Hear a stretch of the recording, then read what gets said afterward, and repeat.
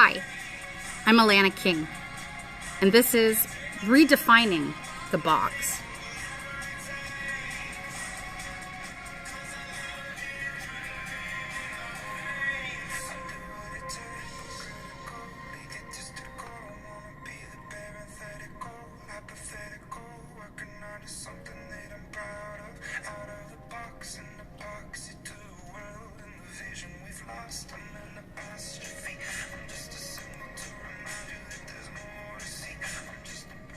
I can't stop thinking about this song. I think it's because, as an English teacher, I'm connected to those punctuation words. But I'm also really conscious of the fact that in this moment and in this time, that to each of my students at the secondary level, I may be as best an apostrophe. Just a symbol to remind them there's horizons beyond here, that we can still keep exploring together regardless of the challenges that we're facing.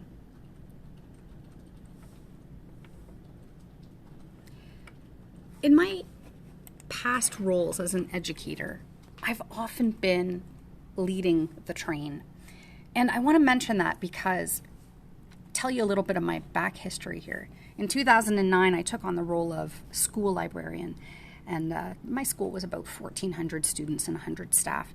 I introduced my staff and my students for the very first time to cloud-based computing, and we completely redesigned our library space and the digital calendar. We took away all of our desktops and we opted for mobile devices. It took me 2 years to convince my administration to make those radical changes. And the other thing that happened is I also started teaching online. Teaching online was much harder to change. I was only given one course per year.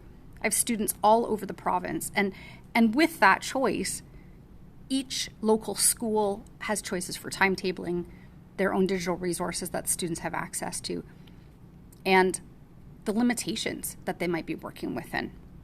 Teaching online is a lot more autonomous. And to gather opinions and to make systemic change in this mode of instruction simply hasn't been valued. Not only do I want to move people further up the train with me, but I also want to start to target where I believe the greatest change can be found. If you look at this product adoption curve, it's probably something you've seen before, but most of the people that come into education sort of find themselves in this pragmatist conservative category in terms of change adoption. And this is who I constantly try to hit as an audience. I find myself, doing the beginning sort of workshops over and over and over again. And change takes a really long time. So if they're mostly in the circle, I'm over here. I'm in this early adopter visionary category. I'm married to an innovator, but he's not as approachable as I am. And I find that people are attracted to my enthusiasm and my ability to collaborate. Maybe it makes me not quite so scary or something in terms of producing or proposing changes. Our current state of education reminds me a lot of this place I visited in the last couple of years. This is the home of the Dion quintuplets. If you don't know this story, basically there were 5 children born at once to a poor family in Northern Ontario. And the miracle of it happened at a time when Canada, I guess, really needed some hope. And there are a lot of great books written about this. But what they did is they put these children on display so that people could come and see them. And they were given health care, but essentially they lived in isolation. The 5 of them lived together in isolation. And I find that digital teaching is a lot like this.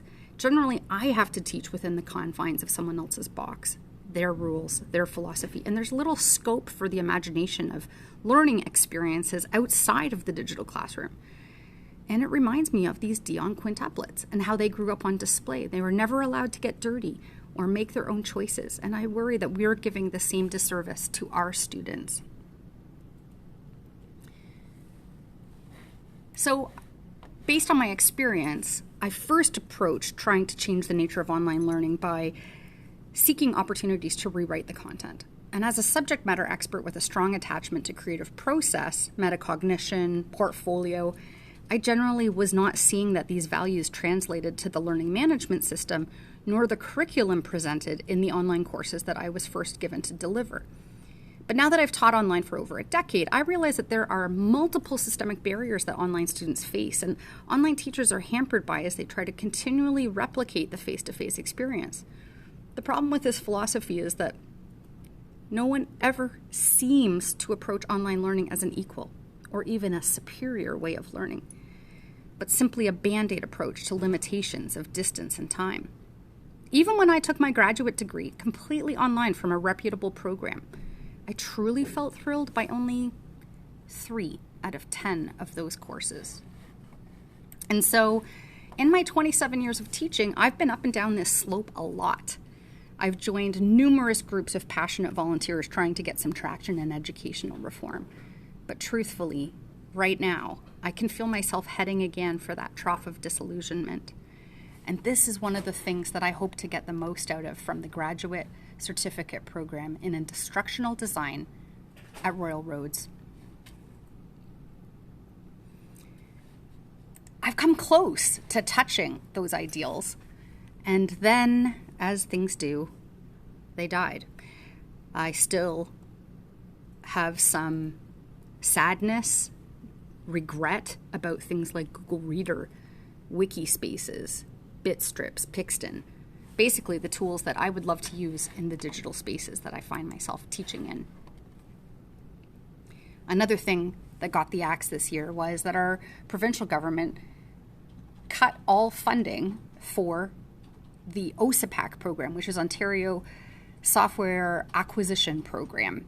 And it was centralized so that all provincial students had the same access to certain software that had been vetted by experts.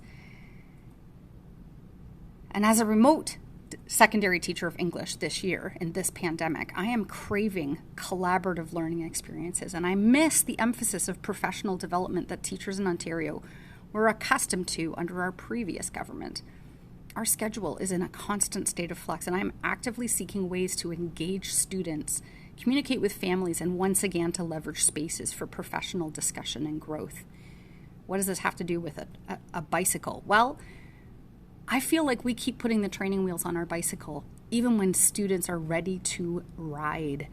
And the walled garden approach, this represents the privacy and security, the legalities about letting our students use the internet for learning. And yet we never actually give them the keys to leave the garden as they are ready.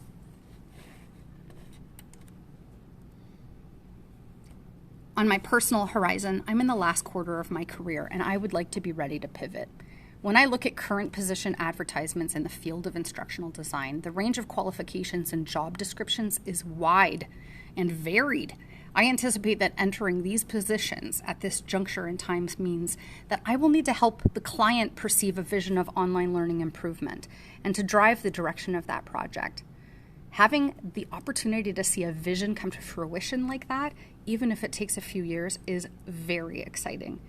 And having a cohort of classmates to network with and learn from as we enter this industry in its infancy or renaissance will be so valuable. One of the greatest experiences that has driven this need this year is that I see myself in 5 to 10 years as a leader and an influencer in the industry, swaying municipal, provincial, and federal governments to leverage the absolute limits of technology for learning in all of its facets, and to reach beyond issues of access and equity, and to help Canada take its rightful place at the top of global education models. As I have done with each of the progressions in my career, I want to sink my teeth into instructional design and be a part of the driving force behind its importance. One of those pivotal moments was when I was asked to speak on behalf of IFLA and UNESCO at the Jornada de Bibliotecas in Buenos Aires. It made me realize the magnitude of the work that has to be done to reach the global goals of sustainable development. So here's my dream. Every digital classroom will allow for observation and conversation to be assessed easily. It will amplify the process of learning and not only the product. It will respond to learners using AI and the semantic web to help build skills in digital fluency. It will respond to the instructor's design and assessment needs, depending on the subject or content matter. And tracking won't always be done from a punitive lens. I know that I no longer want to keep trying to think outside of the box that confines my teaching. I want to redefine that box. Working from home, one of the things that I've really, really missed in my life are coffee shops. And so I took away my dining room and put in this space in my home because I want us to feel like we can hang out in the sunshine and drink our beverage of choice. And this is the same feeling that I want for digital learning spaces. I'm very interested in building civic spaces that utilize the semantic web and are more like digital hangouts or coffee shops than the static one-way communication spaces that are all too common.